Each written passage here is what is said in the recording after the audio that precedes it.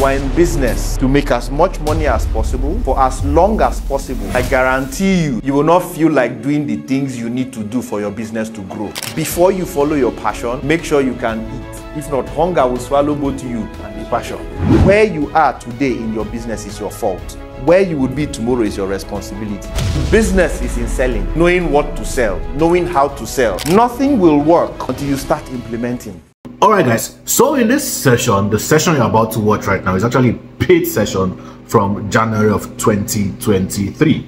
We had the man Nnamdi Ibe himself, who is one of my big bosses, senior partner at Excel and Grace Consulting. Other people call him the surgeon, other people call him the king of business structure. And really what he does for us in this session is to take us through how to structure your online business, practical steps to structure your online business for profit. So if you run any kind of online business whatsoever, whether you sell digital product, courses, e-commerce, or you run regular business that uses the internet in some way, you do not want to miss it.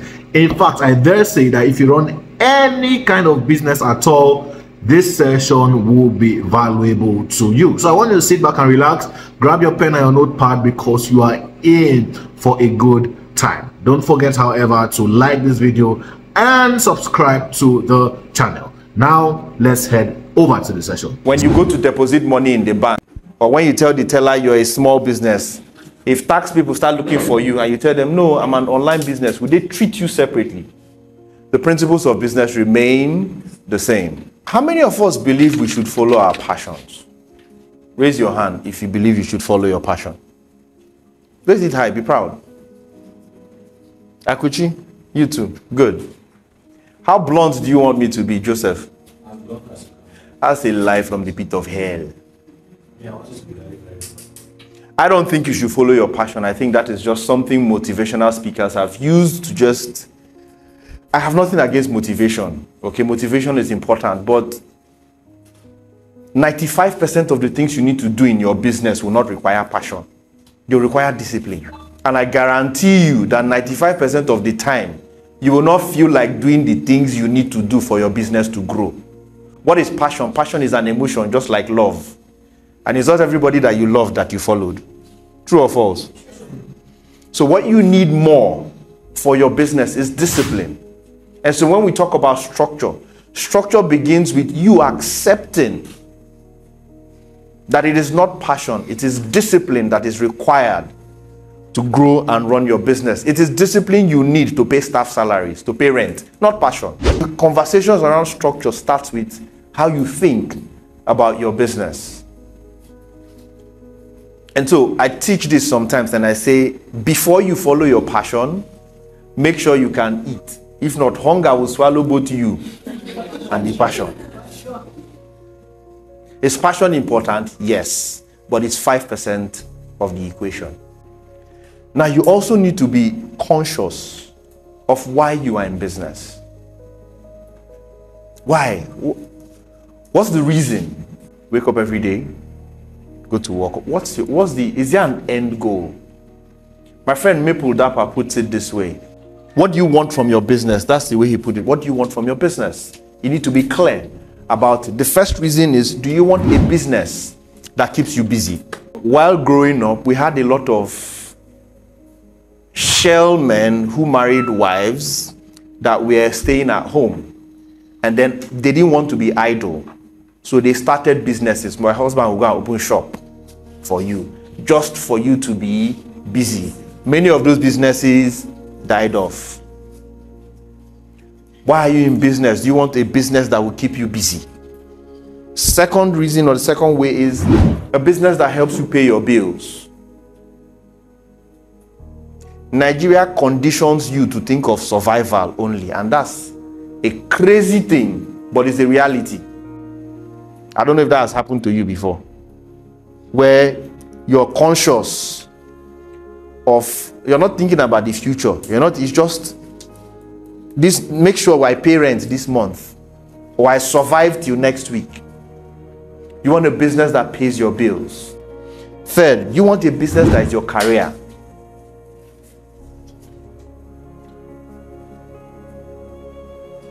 You want a business that You know, that's where expertise comes into play. I'm a digital marketer, I'm a lawyer, I'm a dentist. You build a business around your career. Number 4, you want a business that funds your dreams or your lifestyle. I like soft life.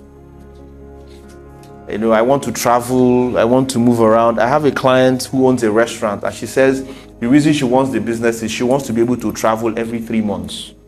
So if that business is able to take, that's what she wants. Now the 5th one is, you want a business that will outlive you. None of this is right, none of this is wrong.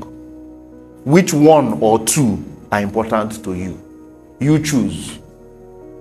Whichever one of these ones that you select, there's a foundational principle I would hope that you take from this, is you are in business to make as much money as possible for as long as possible by all legal means. There's no other reason. What you do with the money is up to you, but you have to be conscious of making the money. And making the money requires more of discipline than passion. For you to be able to think in terms of structure, there are 4 people you need to pay attention to serve. If you're going to make profit from your online business or from your physical business, you must be conscious that you serve these 4 people. For you to make the money, you need to serve these people. And in serving these people, it also determines how you spend your money. The first people that you serve are your customers. You must be intentional of serving your customers. No customers, no revenue. No revenue, no profit. Not be so. You must be intentional about serving your customers. The next category of people you serve are your staff, your team. I don't think it is proper for you to treat your customers well without treating your staff well. I think you have it reversed. In fact, your first customers are your employees. Because if you treat them poorly, they'll treat your customers poorly. So you must be conscious that first of all, yes, you serve your customers, but you also serve your employees. Thirdly, by all means, I know you will like this one, serve yourself. Oh yes, it's important, serve yourself. By serving yourself, I'm saying put yourself on a salary. All the money from the business isn't meant for you to spend on everything in growing the business. Put yourself on a salary. You have a life to live, but put yourself on a salary. Improve yourself. The business should be able to figure out a way of helping you improve yourself. Go for trainings, go for seminars. Quick question. Look at the business that you're running now. Would there be a difference in the result you get from your business if Mr. Ibu was running the business or Tony Elumelu was running the business? Would there be a difference? Why? What's the difference? The quality of person running the business matters. You of today is not the you of yesterday. And so you must continue to improve yourself so you can run your business better. Where you are today in your business is your fault. Where you would be tomorrow is your responsibility. Let me prove it to you. Who started the business? Who chose the business name? Who chose the location? Me. Who chose the staff? Me. Who refused to go for training? Me. So whose fault is it? Me. So where you are today is your fault. The 4th person or the 4th thing you need to serve is your future. Now this part is quite important to me because in most cases, we only think of now. Like I said, Nigeria conditions us to think of now. Raise your hand if you've actually sat down to think of your business 5 years from now. You've sat down to think of what your business will be like 5 years from now. You see the point that I'm making? So the minute you begin to be intentional about, I'm serving my future also, the things you begin to do today change. By the way, the things I'm teaching here are in my book, Organized.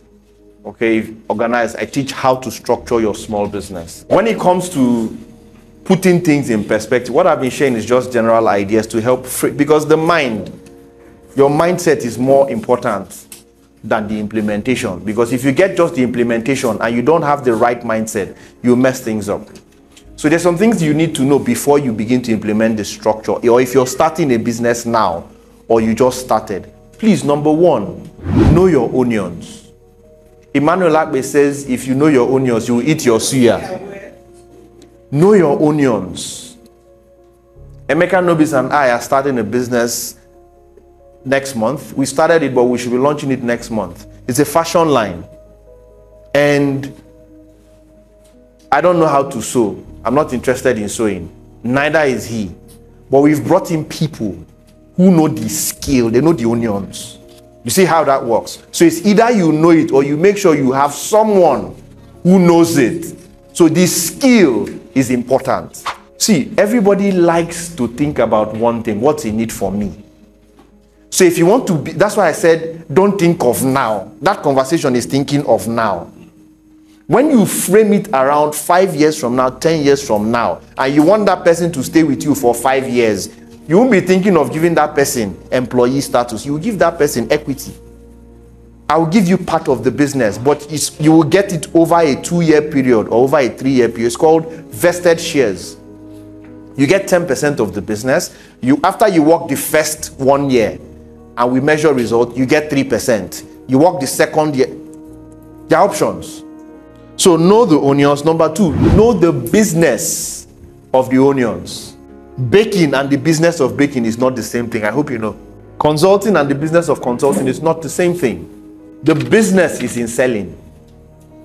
Knowing what to sell, knowing how to sell, knowing the products that the market demands. So you must know the business of your skill. The third thing is legal identity. For my books, sometimes I use a private account, but any tool, any resource that you're buying from me, you buy from our company directly. If you're going to pay me, pay us for a training, you pay to Excel and Grace Consulting. You've seen that happen. You know what I'm talking about. There's a confidence people would have in you that they are dealing with a company, even if it's only you. So your legal identity is important. Go register your business. Get your team. Her name is Jasmine. That's her English name. But her Igbo name, when my wife and I got married, I said I'll give them their native name. And she will give them their English name. So her name is Jasmine. But her Igbo name is Akuchinyere. Regardless of how beautiful those names are, they still need Ibe for anybody to be able to trace them. When you give your business name, when you register your business, you give your business a name, a legal identity that separates it from you. The way the world is working now, you can go to CAC and register. You can go online by yourself and register. If you have the patience, register a business name, start somewhere. Then go to the bank, go to any bank and ask them you want an SME account.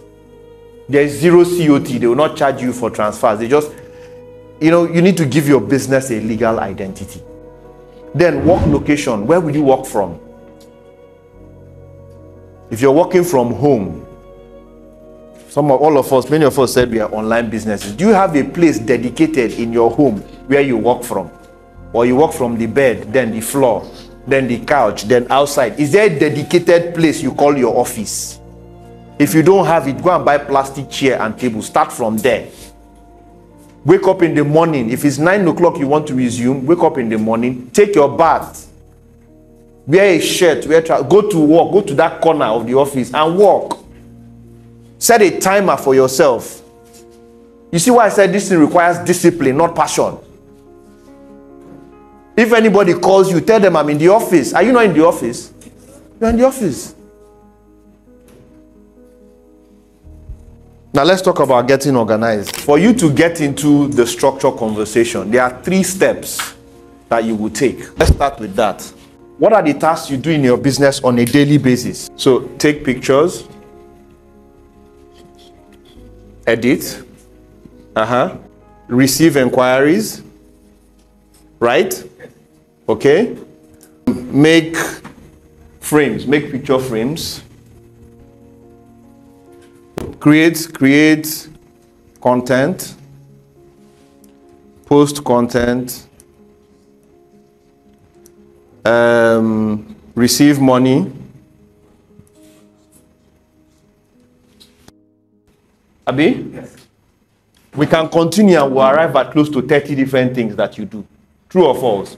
If this was a food business, for example, we would have go to market. Abi? Go to market, cook food, package food. Abi? Good. Is this making sense? So for your own business, write out all the tasks you do in your business. The first thing that will happen when you do this is you realize that you're actually a superhuman being. Guy, not only you do all these things. So. Chop knuckle. Oh, you get people where they do it with you too. But for most business owners at that small level, you realize that it's only you one. Hail yourself. Lizard say, if you fall, nobody hail him, go hail himself. So be proud of yourself. It's not easy. But this is also an indication why you need to do this structure thing, because you can't continue like this.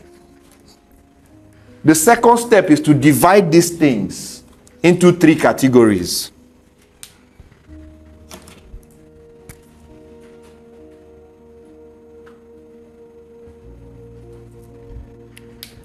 The first category is production. Second one is marketing and sales. And the third one is bookkeeping. Which activities do you think should enter production? Everything you do to deliver that thing you create, to produce what you sell, goes into production or operations. So for a fashion designer, this will be going to markets to buy fabric, making the clothes, drawing designs, packaging the clothes, delivering them. Everything will go into production. The second category is marketing and sales. What will go in here? Creating content, running ads, posting the ads, receiving inquiries, receiving calls. All of that will go into marketing and sales. Like this marker, I sell this marker. Calling the supplier will enter production.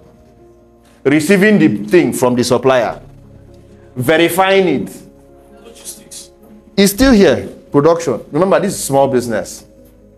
So my job, if I supply this thing, is not, I don't manufacture.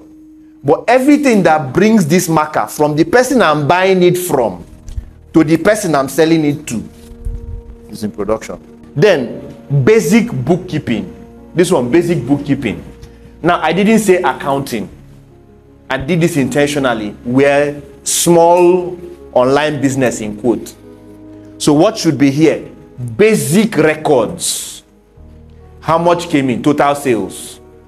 Total expenses that you made, your customers, names of your customers, names of those, when the markers come, quantity received, all of that. You're just keeping basic records. All those tasks. Make sense? The third step, this thing is write the steps. So, what are the steps you use to take pictures? Step 1 could be prepare, first of all, the day before. Before today's event, you prepared yesterday. So the things you did yesterday: 1, charge camera, clean lens, this. This is step process 1. Then today, when you get here, test light, test this, do this, complete. At the end, cover camera, do this. You have three steps, all under how to take pics. How do you edit? What are the steps? You write them out. If it's to go to market, for example, let's say it's a food business. How do you go to market? First of all, you write your list. After you write your list, you call them in the market to confirm the prices of things. You see where this is going? These are things you already do, but they are all in your head. Put them down, the steps. Now, what you have succeeded in doing is you have broken down your business into small functional parts. And if you decide to hire somebody at this stage, it's easy for you to say, guy, come. Me, I will handle the one in production and marketing. You handle this one. Or I will handle these 2. You handle everything here. Does it make sense? Yes. Good. Another thing I want to add is this. You need to present your business like a business. Even while you're doing all of this. How do you do that? What's the name of your business? Hands-on entertainment. Hands-on entertainment. Good. Now, I send it. What's your name? Frederick. Now, Frederick, in my mind, I don't know whether there is a James in your business, right? Good. One of the best things you will do, Fred, is have an email that you answer. And then have an email for the company that that James answers. James is you. So when you said someone makes an inquiry for something, you say, okay, I've received it. We will get back to you. You log out from your email. Enter James's email.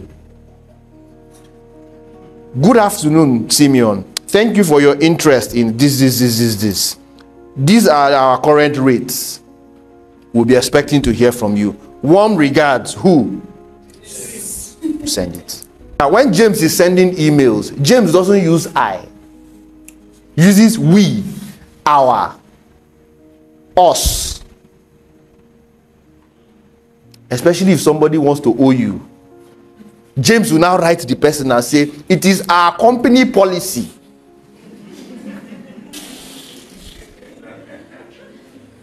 Now, also have a WhatsApp. Have WhatsApp, normal WhatsApp for you. Have WhatsApp business. Who will be in charge of WhatsApp business? Who is James? Do they know? You're breaking your business into functional units. When you finally decide that it's time to hire somebody, you can carry that person and give that person that line, that access James was handling. Does that make sense? This is a foundation for you. The advice I will give you is this. I have shared some interesting insights and I've broken some tables. Nothing will work until you start implementing. I don't like it when people say, wow, what happened at that?